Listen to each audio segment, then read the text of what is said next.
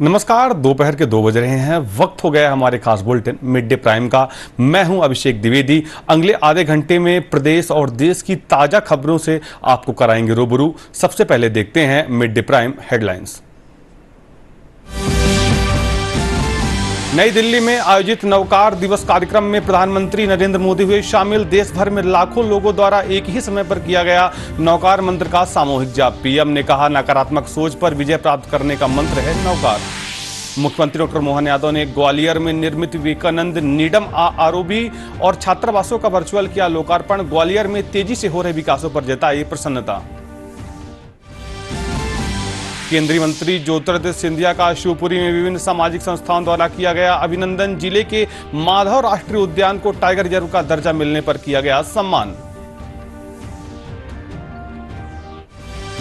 राजधानी में जिला पंचायत एवं जनपद पंचायतों के मुख्य पालन अधिकारियों का एक दिवसीय ओरिएंटेशन कार्यक्रम हुआ आयोजित। मंत्री प्रहलाद पटेल ने जल स्रोतों और नदियों के उद्गम स्थलों के संरक्षण को बताया आवश्यक।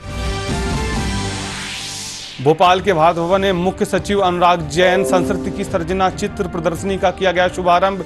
20 अप्रैल तक चलने वाली प्रदर्शनी में प्रदेश की धरोहरों को किया गया है प्रदर्शित।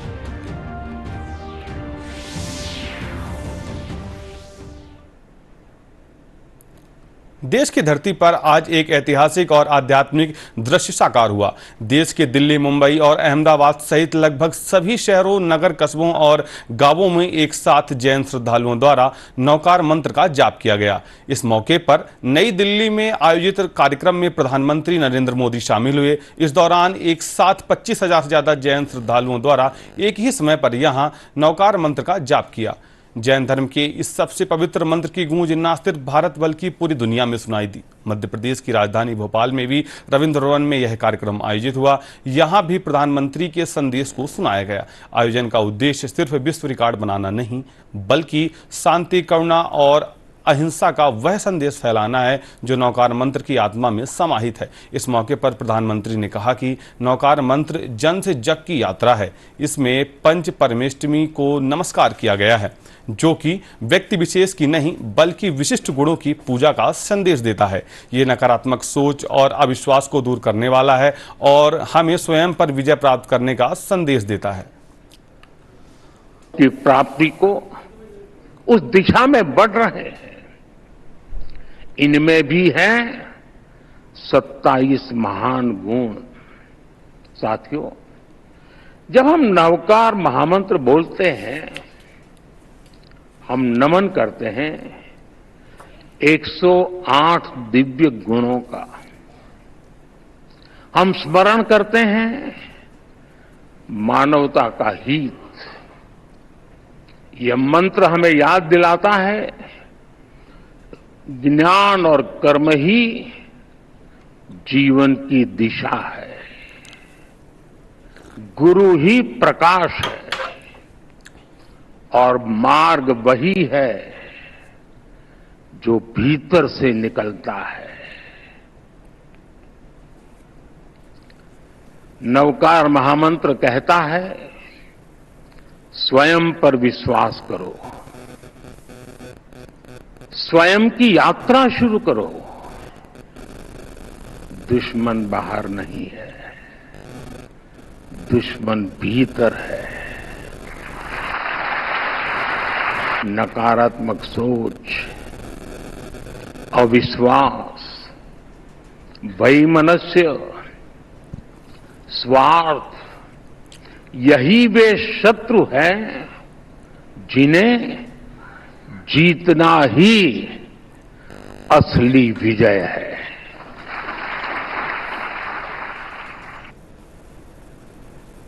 मुख्यमंत्री डॉक्टर मोहन यादव ने ग्वालियर में विकास कार्यों की गति की सराहना करते हुए कहा कि ग्वालियर आगरा 6 लेन एक्सप्रेसवे और वेस्टर्न बाईपास जैसे प्रोजेक्ट ग्वालियर को दिल्ली के समकक्ष बनाएंगे। उन्होंने भोपाल से वर्चुअल माध्यम से ग्वालियर में विवेकानंद नीडम रेलवे ओवरब्रिज और 2 50-50 सीटर कन्या छात्रावासों का लोकार्पण किया। मुख्यमंत्री ने ग्वालियर वासियों को इन विकास परियोजनाओं की सौगात पर बधाई दी और बताया कि केंद्र सरकार ने प्रदेश के लिए 4,000 करोड़ रुपए से अधिक की लागत वाली 4 प्रमुख सड़कों को मंजूरी दी है, जिसमें ग्वालियर का वेस्टर्न बाईपास भी शामिल है। कार्यक्रम में केंद्रीय मंत्री ज्योतिरादित्य सिंधिया, विधानसभा अध्यक्ष नरेंद्र सिंह तोमर, लोक निर्माण मंत्री राकेश सिंह सहित अन्य मंत्री वर्चुअल रूप से शामिल हुए। सांसद भारत सिंह कुशवाहा की उपस्थिति में ग्वालियर में आयोजित कार्यक्रम में बड़ी संख्या में नागरिक मौजूद रहे।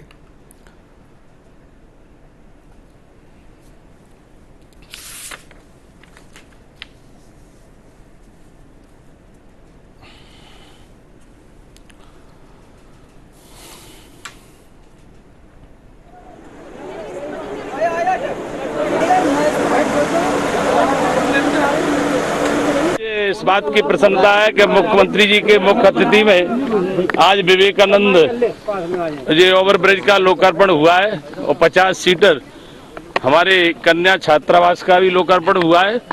तो आज ग्वालियर के लिए बहुत अच्छा दिन है और मुख्यमंत्री जी ने ये बहुत बड़ी 2 सौगातें दी हैं और जिस तरह से ग्वालियर को विकास की आवश्यकता है, मुख्यमंत्री जी लगातार मध्य प्रदेश के साथ साथ ग्वालियर के विकास की चिंता करते हैं और मैं आप सबको ये भी कहना चाहूँगा, पूरा नेतृत्व इस ग्वालियर के विकास के लिए लगातार प्रयत्नशील है और जिस तरह से प्रधानमंत्री जी के नेतृत्व में हमारा देश आगे बढ़ रहा है, वैसे ही मध्य प्रदेश के साथ साथ ग्वालियर भी आगे बढ़ेगा। कि पश्चिमी हाई बाईपास ग्वालियर का बने 1347 करोड़ का गडकरी साहब ने स्वीकृत की है। हम सब सारे भारतीय जनता पार्टी के लोग प्रधानमंत्री जी को, गडकरी साहब को, मोहन यादव जी मुख्यमंत्री जी को दिल के गहराइयों से धन्यवाद अर्पित करते हैं। इससे पूरा रिंग रोड ग्वालियर का बनेगा और आज जो ग्वालियर पूर्वी क्षेत्र में विकास कर रहा था, अब स्टेडियम बनने के बाद और पश्चिमी बाईपास बनने के बाद पश्चिमी क्षेत्र में भी ग्वालियर विकास करता रहेगा। केंद्रीय संचार मंत्री ज्योतिरादित्य सिंधिया ने शिवपुरी में आयोजित सम्मान समारोह में कहा कि माधव राष्ट्रीय उद्यान में टाइगर आने के बाद अब इसकी गूंज राष्ट्रीय ही नहीं बल्कि अंतर्राष्ट्रीय स्तर पर होगी। उन्होंने बताया कि पार्क में अब 7 बाघ हो गए हैं और संख्या लगातार बढ़ रही है। इस दौरान विभिन्न सामाजिक संस्थाओं द्वारा केंद्रीय मंत्री का सम्मान किया गया। मंत्री सिंधिया ने कहा कि शिवपुरी से उनका पारिवारिक संबंध है, वह क्षेत्र के लिए समग्र विकास के लिए प्रतिबद्ध हैं।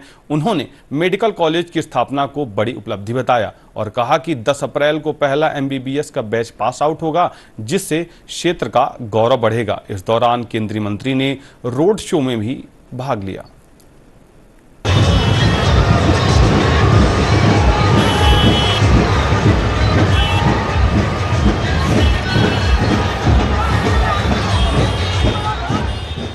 और अगर माधव नेशनल पार्क जो अब माधव टाइगर रिजर्व बन चुका है, टाइगर रिजर्व की बात करें तो हमारे बाघों की दहाड़ है। और जो माधव महाराज का सपना था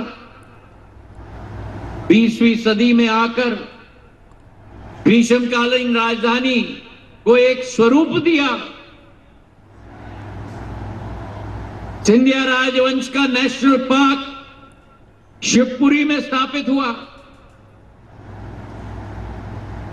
और पिछले 30 सालों से हमारे सभी बाघ विलोपित हो गए। और मैंने ठान लिया कि अगर शिवपुरी को हमें राष्ट्र स्तर के नक्शे पे नहीं विश्व स्तर पर के नक्शे पे डालना है तो शिवपुरी में टाइगर रिजर्व स्थापित करके ही हम चैन की सांस। बुलेटिन में वक्त है एक छोटे से ब्रेक का, जल्द लौटते हैं। बड़ी बहू, ये तुम्हारे नाम। इतनी भी क्या जल्दी थी? अरे और छोटी, ये तुम्हारे नाम। और ये मेरी गुड़िया के नाम। पर दादी, हाँ? आपके नाम? सब कुछ मैंने बैंक, लॉकर, फिक्स डिपॉजिट सब में इन्हें ही तो नॉमिनी बनाया है। कल जब मैं ना रहूं तब पैसे मिलने में इन्हें आसानी हो। शुभ शुभ बोलो। क्या? RBI कहता है जानकार बनिए, सतर्क रहिए। ब्रेक के बाद आपका एक बार फिर स्वागत है। बढ़ते हैं अगली खबर की ओर। पंचायत एवं ग्रामीण विकास मंत्री प्रहलाद सिंह पटेल ने कहा है कि जल गंगा संवर्धन अभियान के अंतर्गत पारंपरिक जल स्रोत की पहचान कर उनके पुनर्जीवन के लिए पूर्व में प्रयास करें। इसके अभियान में मनरेगा योजना और ग्राम पंचायतों की अहम भूमिका है। प्रहलाद पटेल ने बीते मंगलवार को कुशाभाऊ ठाकरे सभागार में जिला पंचायत एवं जनपद पंचायतों के मुख्य कार्यपालन अधिकारियों के प्रशिक्षण सह कार्यशाला को संबोधित किया। मंत्री प्रहलाद पटेल ने कहा कि जल स्रोतों और नदियों के उद्गम स्थलों के संरक्षण के लिए विशेष प्रयास करने चाहिए। उन्होंने बताया कि नरसिंहपुर जिले में मां नर्मदा के तटों की सफाई के लिए अभियान चलाकर कार्य किया जा रहा है। इसी प्रकार जिला स्तर पर उन्होंने नदियों से तटों की सफाई के लिए विशेष प्रयास करें। ओरिएंटेशन कार्यक्रम में मनरेगा के तहत जल गंगा संवर्धन अभियान में चिन्हित प्रमुख उद्देश्यों और लक्ष्यों की जानकारी दी गई। क्षेत्र मूल्यांकन कार्यों के प्रमुख सेटों को चिन्हित करने और प्रभाव मापने को कवर करने वाले SIPRI टूल का उपयोग करके कार्य योजना को सुविधाजनक बनाने के बारे में विस्तार से चर्चा की गई। इसके साथ ही अमृत सरोवर, खेत तालाब, खोदे गए कुओं के पुनर्भरण कार्यों की तकनीकी पहलुओं की भी जानकारी दी गई। बाकी जगह ऐसा नहीं करना उचित नहीं होता। और आखिरी बात मैं आपको कहूंगा कि हम जब कभी पौधारोपण करते हैं तो नर्सरी वाला जो हमको देता है वही लगाते हैं। जल स्रोत के किनारे उसी जगह के लगे हुए वहीं की तरह के पौधे चाहिए जो पानी ना लें लेकिन पानी को इकट्ठा करें। ये चीजें कोई सामान्य व्यक्ति शायद नहीं कर पाएगा, सामान्य नहीं कर पाएगा, लेकिन जिस स्तर पर आप हैं आप उसको तय कर देंगे तो कुछ जिसकी ताकत नहीं है कि उसको।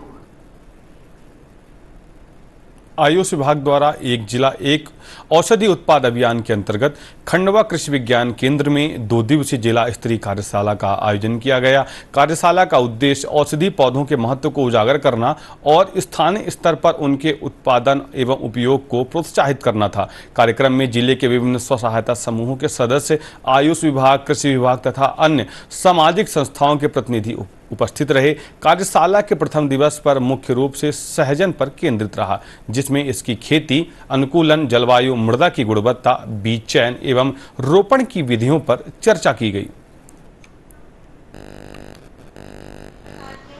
एंटीऑक्सीडेंट 47% है ना, पोषक तत्व 90% और एंटीऑक्सीडेंट 47।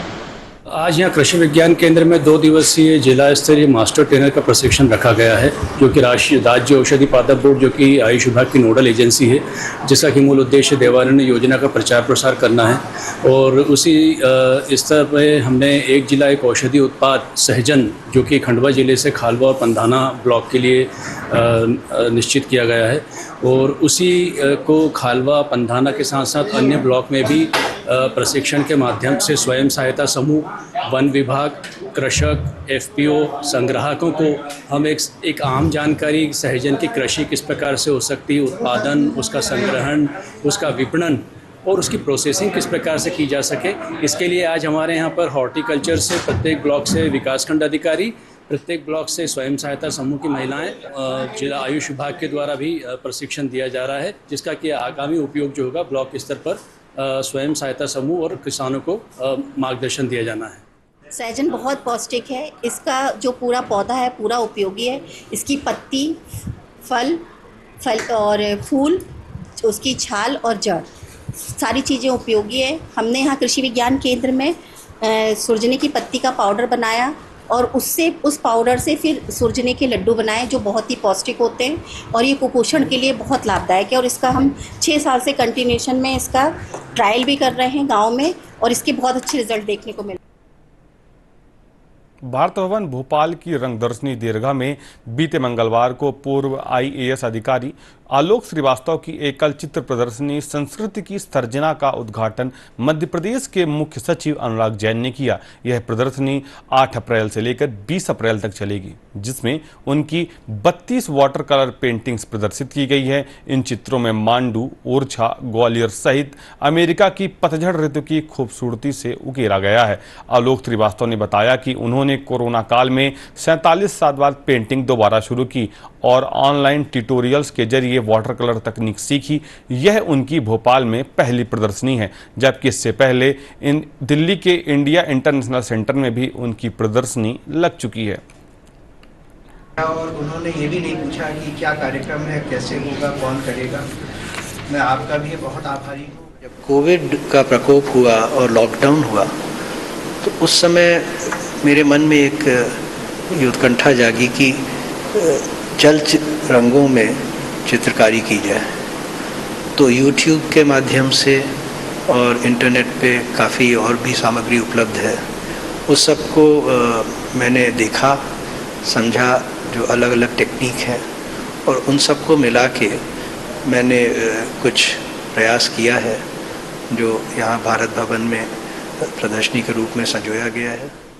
पर रिटायरमेंट होने के बाद उन्होंने अपनी जब वाटर पेंटिंग शुरू की और हम लोगों को अपने ग्रुप में देखने को मिला तो देख के हमें लगा पहली बार कि आदमी में इतना टैलेंट छिपा हुआ था।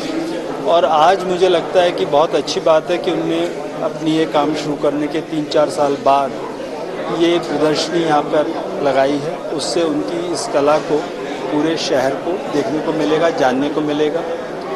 इस कला की खासियत है कि ये नेचर के ऊपर है और इसमें कई चीज़ें ऐसी हैं जो कि मध्य प्रदेश के टूरिज़्म को प्रमोट करने के काम में भी आती हैं। बिल्कुल हूबहू जो आप उस जगह का फ़ोटो देखते हैं, ग्वालियर फोर्ट का देखिए, मांडू का देखिए या कान्हा का देखिए, ओरछा का देखिए, वो बिल्कुल हूबहू वही की वही चीज़ आपको इस वाटर कलर की पेंटिंग में।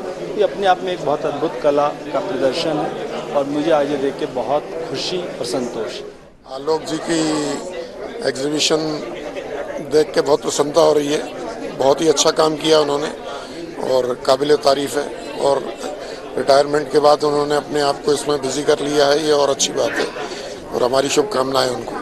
Thank you so much. Bundelkhand अंचल के लोक नृत्य राई को अंतर्राष्ट्रीय पहचान दिलाने वाले महान लोक कलाकार एवं बुंदेली गौरव पद्मश्री राम सहाय पांडे का बीते मंगलवार सुबह 92 वर्ष की अवस्था में निधन हो गया। उन्होंने सागर स्थित एक निजी अस्पताल में अंतिम सांस ली। वे पिछले कुछ समय से अस्वस्थ चल रहे थे और उपचाररत थे। उनके निधन से समूचे बुंदेलखंड अंचल में शोक की लहर दौड़ गई। जनप्रतिनिधियों, प्रशासनिक अधिकारियों, कलाकारों और आम नागरिकों ने उन्हें भावभीनी श्रद्धांजलि अर्पित की। सागर विधायक शैलेंद्र जैन समेत अन्य जनप्रतिनिधियों के साथ साथ प्रशासन की ओर से अपर कलेक्टर रुपेश उपाध्याय सहित मीडिया जगत के प्रतिनिधियों ने पुष्पांजलि अर्पित कर उन्हें श्रद्धांजलि दी। पद्मश्री पांडे ने राय नृत्य को केवल एक लोक कला न मानकर उसे बुंदेलखंड की आत्मा का रूप माना और उसे देश विदेश तक पहचान दिलाई। इसी अद्वितीय योगदान के लिए भारत सरकार ने उन्हें पद्मश्री सम्मान से विभूषित किया था। उनकी अंतिम यात्रा में बड़ी संख्या में लोग शामिल हुए, जिनमें स्थानीय कलाकार भी मौजूद रहे। इन कलाकारों ने राय नृत्य की प्रस्तुति देकर अपने प्रिय गुरु को विदाई दी।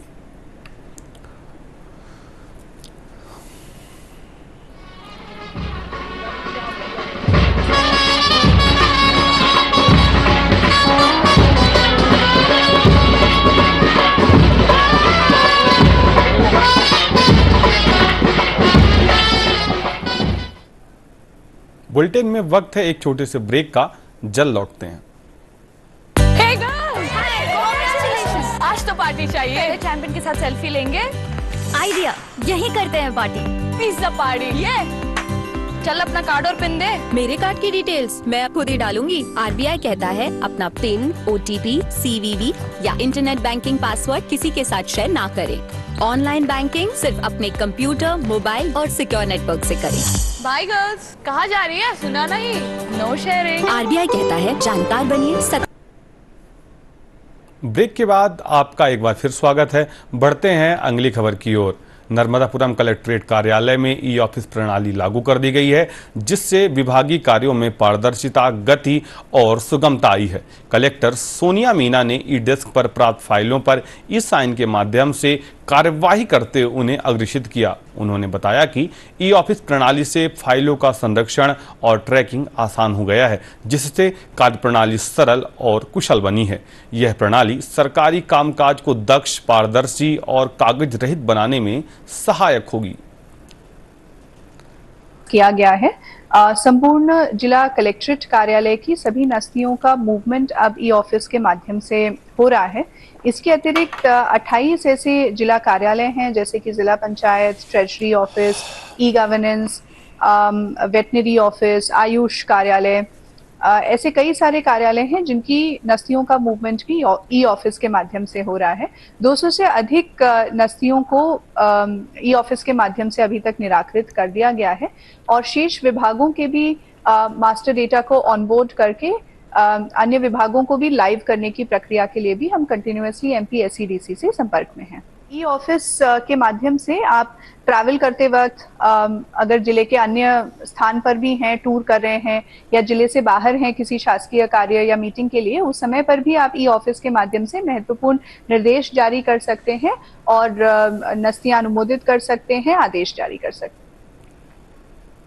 मुख्यमंत्री डॉक्टर मोहन यादव ने सहकारी समितियों में पारदर्शिता बढ़ाने और जन विश्वास बनाए रखने के लिए सभी प्राथमिक कृषि साख सहकारी समितियों का दिसंबर 2025 तक 100% कंप्यूटराइजेशन सुनिश्चित करने के निर्देश दिए हैं।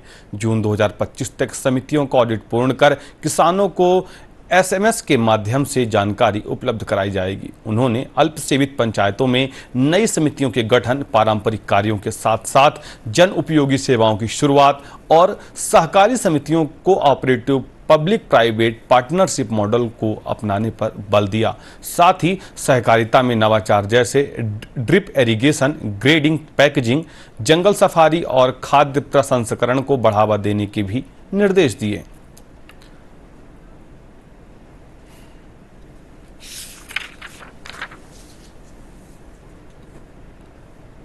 जनजातीय कार्य मंत्री डॉक्टर कुंवर विजय शाह ने कम रिजल्ट देने वाले शिक्षकों के प्रति अपनी नाराजगी जाहिर करते हुए कहा कि प्रदेश के परीक्षा में प्राप्तांकों का प्रतिशत यदि 50 से कम रहता है तो ऐसे प्रिंसिपल और शिक्षकों को उस विद्यालय में रहने का कोई अधिकार नहीं है, उनका तुरंत स्थानांतरण किया जाए। मंत्री डॉक्टर शाह ने जनजातीय विभाग के 2 दिवसीय प्रशिक्षण सह कार्यक्रम के समापन अवसर पर प्रशासन अकादमी में अधिकारियों के साथ अपने अनुभव साझा कर रहे थे। उन्होंने कहा कि बच्चों के भविष्य के साथ किसी प्रकार का समझौता नहीं किया जा सकता। मंत्री डॉक्टर विजय शाह ने कहा कि अधिकारियों को मोटिवेशनल होना चाहिए। उन्होंने कहा कि यदि आपको 100% परिणाम चाहिए तो संवेदनशीलता के साथ सकारात्मक सोच भी रखनी होगी। मंत्री डॉक्टर शाह ने कहा कि शासकीय सेवा में काम के तनाव को कम करने के लिए साल में एक बार ट्राइबल मीट का आयोजन किया जाएगा। शुक्रवार से रविवार तक चलने वाली इस मीट के आयोजन में अधिकारी कर्मचारी अपने परिवार के साथ भाग ले सकेंगे।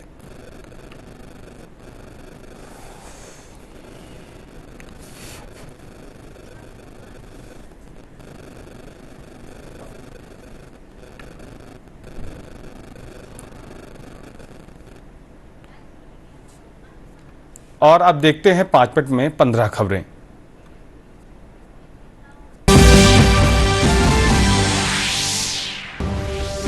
नई दिल्ली में आयोजित नौकार दिवस कार्यक्रम में प्रधानमंत्री नरेंद्र मोदी हुए शामिल। देश भर में लाखों लोगों द्वारा एक ही समय पर किया गया नौकार मंत्र का सामूहिक जाप। पीएम ने कहा, नकारात्मक सोच पर विजय प्राप्त करने का मंत्र है नौकार। मुख्यमंत्री डॉक्टर मोहन यादव ने ग्वालियर में निर्मित विवेकानंद ROB और छात्रावासों का किया वर्चुअल लोकार्पण। ग्वालियर में तेजी से हो रहे विकास कार्यों पर जताई प्रसन्नता।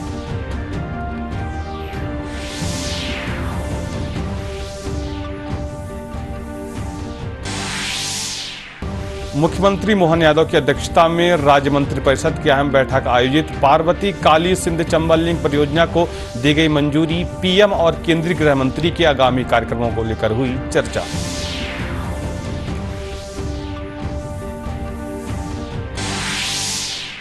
राजधानी में जिला पंचायत एवं जनपद पंचायत के मुख्य कार्यपालन अधिकारियों का एक दिवसीय ओरिएंटेशन कार्यक्रम आयोजित।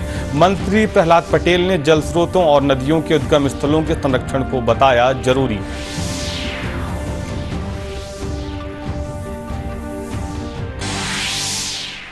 केंद्रीय मंत्री ज्योतिरादित्य सिंधिया का शिवपुरी में विभिन्न सामाजिक संस्थाओं द्वारा किया गया अभिनंदन। जिले के माधव राष्ट्रीय उद्यान को टाइगर रिजर्व का दर्जा मिलने पर किया गया सम्मानित।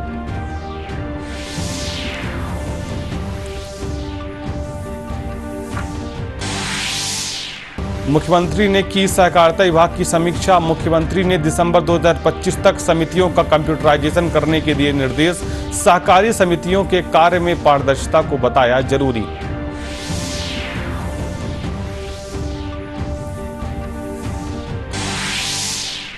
उप मुख्यमंत्री व लोक स्वास्थ्य मंत्री राजेंद्र शुक्ल ने की स्वास्थ्य विभाग की समीक्षा। बोले स्वास्थ्य संस्थाओं में उपकरण और मानव संसाधन की उपलब्धता समयबद्ध रूप से की जाए सुनिश्चित।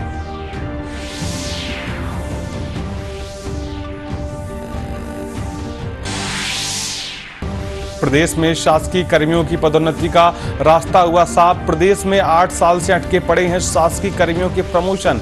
SC, ST सामान्य वर्ग को अपनी अपनी कैटेगरी में किया जाएगा रिक्त पदों अनुसार पदोन्नत।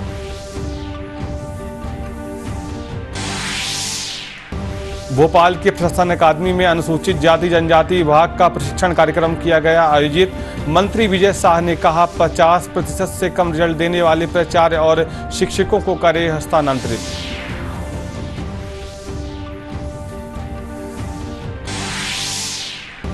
भोपाल के भारत भवन में मुख्य सचिव अनुराग जैन द्वारा संस्कृत की सर्जना चित्र प्रदर्शनी का किया गया शुभारंभ। 20 अप्रैल तक चलने वाली प्रदर्शनी में प्रदेश की धरोहरों को किया गया है प्रदर्शित।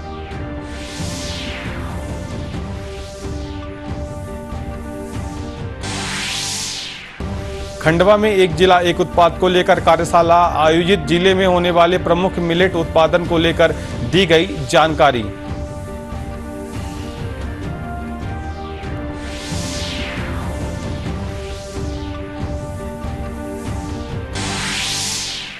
प्रदेश के विभिन्न जिलों में पोषण पखवाड़े की हुई शुरुआत। महिला एवं बाल विकास और स्वास्थ्य विभाग की साझा पहल से जन जागरूकता और प्रशिक्षण कार्यक्रम किए जा रहे हैं आयोजित।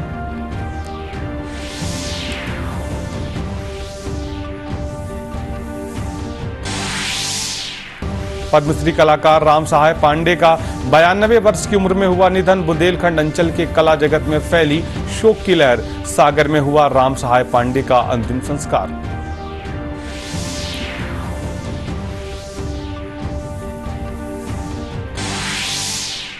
सिंगरौली में पुलिस अधिकारियों को नवीन आपराधिक कानून और साक्ष्य संकलन पर दिया गया प्रशिक्षण। अपराधों की त्वरित और सटीक विवेचना के लिए कार्यशाला की गई आयोजित।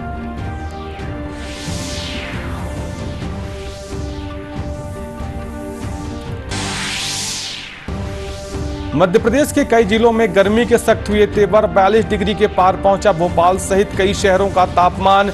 मौसम विभाग ने लू चलने का अलर्ट किया जारी।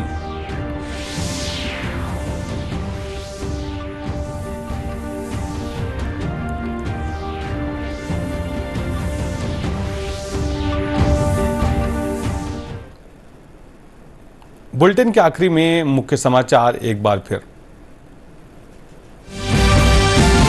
नई दिल्ली में आयोजित नौकार दिवस कार्यक्रम में प्रधानमंत्री नरेंद्र मोदी हुए शामिल। देश भर में लाखों लोगों द्वारा एक ही समय पर किया गया नौकार मंत्र का सामूहिक जाप। पीएम ने कहा नकारात्मक सोच पर विजय प्राप्त करने का मंत्र है नौकार। मुख्यमंत्री डॉक्टर मोहन यादव ने ग्वालियर में निर्मित विवेकानंद नीडम ROB और छात्रावासों का वर्चुअल किया लोकार्पण। ग्वालियर में तेजी से हो रहे विकास कार्य पर जताई प्रसन्नता। केंद्रीय मंत्री ज्योतिरादित्य सिंधिया का शिवपुरी में विभिन्न सामाजिक संस्थान द्वारा किया गया अभिनंदन। जिले के माधव राष्ट्रीय उद्यान को टाइगर रिजर्व का दर्जा मिलने पर किया गया सम्मान। राजधानी में जिला पंचायत एवं जनपद पंचायतों के मुख्य कार्यपालन अधिकारियों का एक दिवसीय ओरिएंटेशन कार्यक्रम आयोजित। मंत्री प्रहलाद पटेल ने जल स्रोतों और नदियों के उद्गम स्थलों के संरक्षण को बताया आवश्यक। और भोपाल के भारत भवन में मुख्य सचिव अनुराग जैन द्वारा संस्कृत की सर्जना चित्र प्रदर्शनी का किया गया शुभारंभ। 20 अप्रैल तक चलने वाली प्रदर्शनी में प्रदेश की धरोहरों को किया गया है प्रदर्शित।